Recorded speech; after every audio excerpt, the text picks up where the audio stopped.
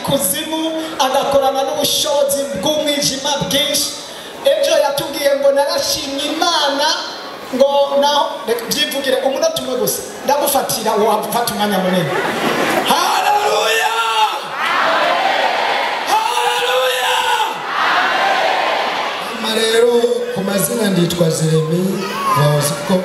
Narashimye Imana cyane kubona hari ntanda rimaze isinga mugiye nayo uko nayisinga hari bese batavyizera, hari bese batabiha agaciro, hari bese batamenya ko ari ukuri. Narashimye Imana rero ko haje y'uwundi izanye abandi bagiye kubisimangira gose. Kuko iyo tukatasimira ngizi hari abantu baca bibwira yuko ari amafonda, ari ibintu byo gufonda cyangwa ari ibintu twifondera cyangwa ari byo tuba twavuganye n'uno mwungeri kugira ngo tugirene, kugira ngo haze abantu benshi hano. Ariko shuko tuvuga ibyo tuba twarabayemo, ubuzima tuba twarabayemo, tuba twarakuriyemo, kandi ari ubuzima bubi buruhize, ubuzima abantu benshi babwirukira baburumbira ngo bagiye kurondera amarongo n'amatungo n'ubukire ngo n'ubuhanga ngo n'ibati ngo n'umugisha bagenda ku bapfumu, kumbe bariko baratanga ikuzimu. Rero gutanga ikuzimu rero kuzimu kurabaho, harabaho, muravyumva. Kuko abantu benshi bahendwa ngo ikuzimu ntihabaho ngo ni ibintu by'ibinyoma. Oya, harabaho, hariho kandi hariho. Uko kwisi hariho ikuzimu hariho, uko mwijuru hariho niko kwisi hariho, uko kwisi hariho niko n'ikuzimu kwa Satani yaba hari. Ayo masi arahari. Haleluya, haleluya. Hama rero abagiye ikuzimu barabizi, mugabo atagiyeyo nabo nyene baraza kuvyumva. Sawa, rero imisi rero iwawe twaravyumvise, reka twumve ivy'uwundi.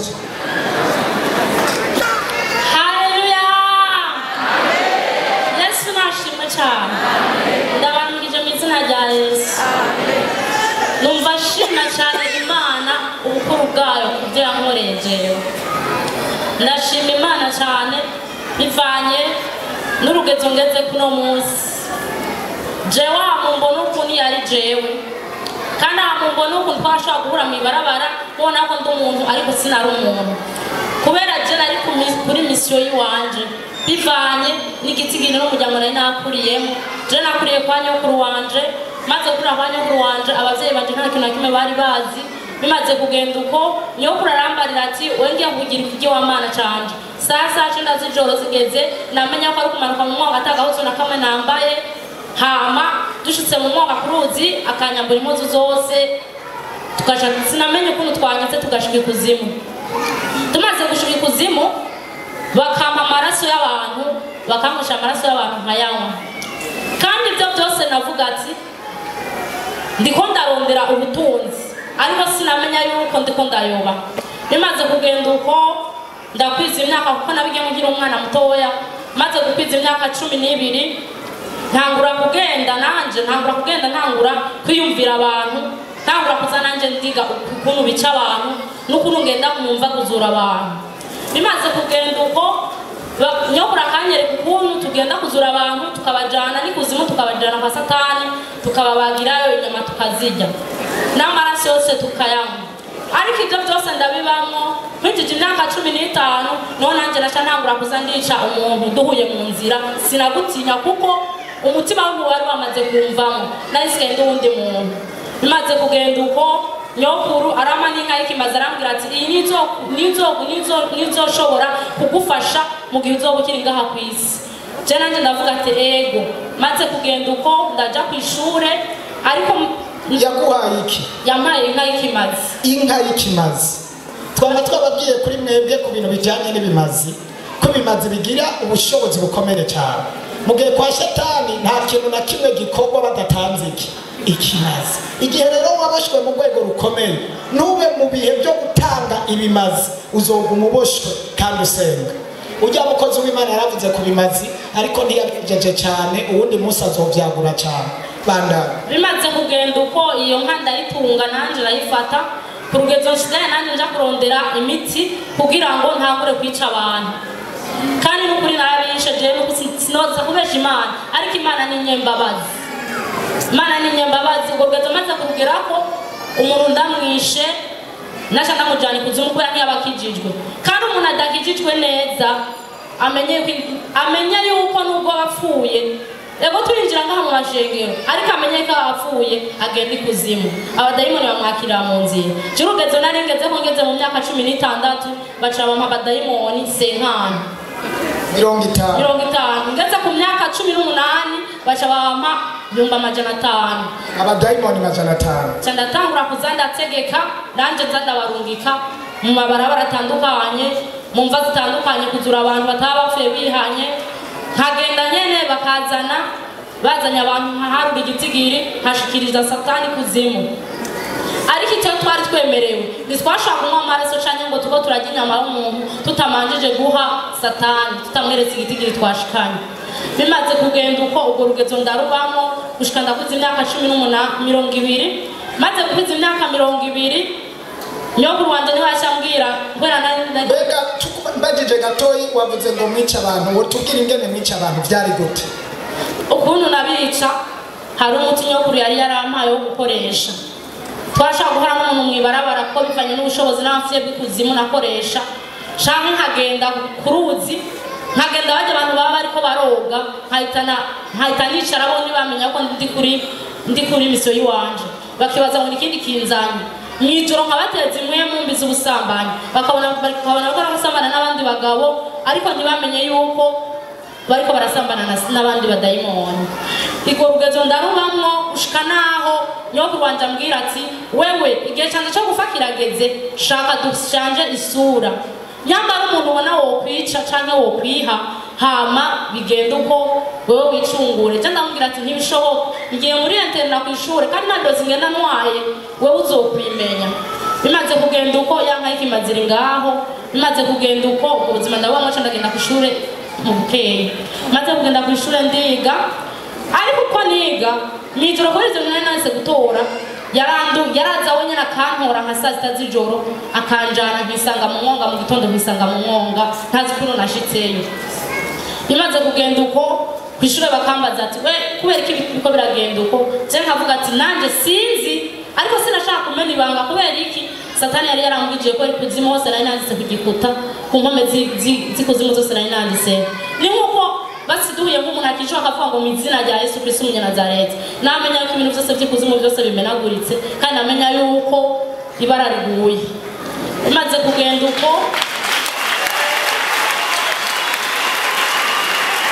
ahuye n'umuntu akijijwe neza akavuga iryo zina hari ibintu tugiye konona ikuzimu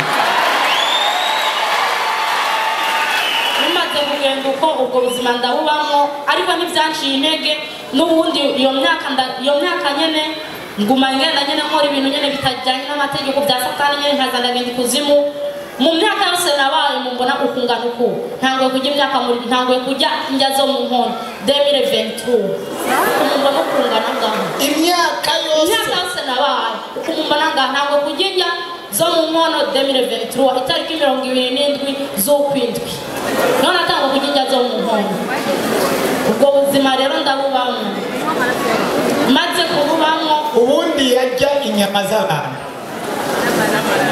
akanywa n'amaraso y'abantu kandi uko najya mu rugo rw'umuntu akambwira ndakuzimana nakubwira ati nukuri urakoze cyane numva amazi kubera iki nabanzi y'ibyo kurya byanje nabanza aho biri maze kugenda uko satani atangura kunkoresha urwego rukomeye atangura kuntuma guteza amashengero kwinjira mu pasiteri ntangura kuja kukugaza amashengero menshi yakugawe kuganje aha mubona ubwo buzima ndabubamo ariko numbona butanyoroheye icyafashe ni iki vuga repentance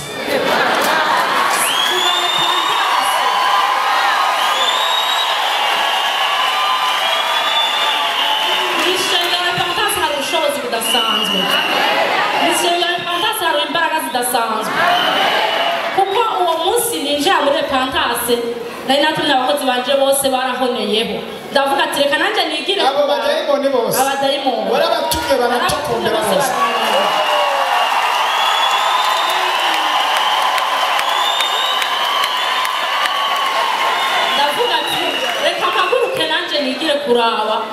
ivyo bintu vyabaye. Maze kugenda ndashika narashika ku muryango neza nakirwa n'ubushobozi bw'umuriro.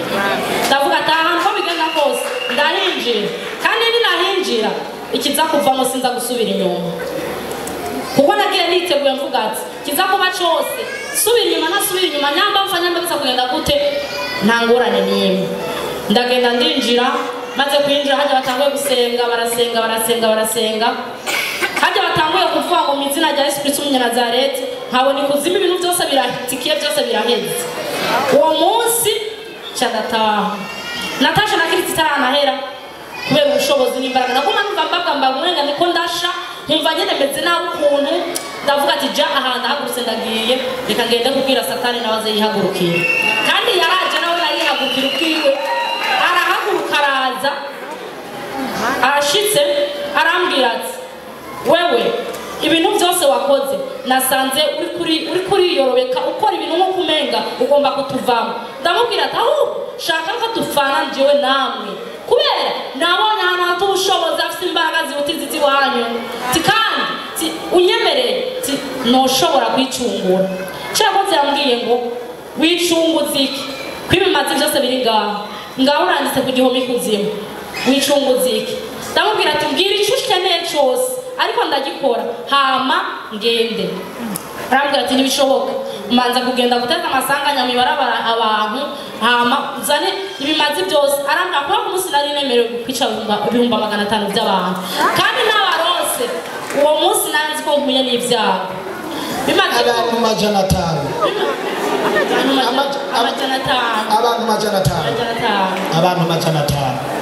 bimaze umunsi yategerezwa kwica abantu 500.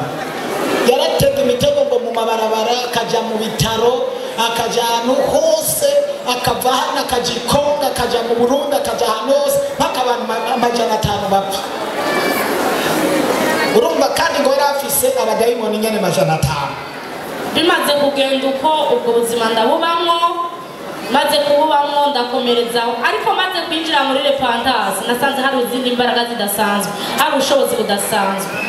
Ishashi tuye n'iki ko umunsi jewe ndagaruka kandi ndagerageza ndapima, kandi repentance ndinjira umunsi ugira kabiri.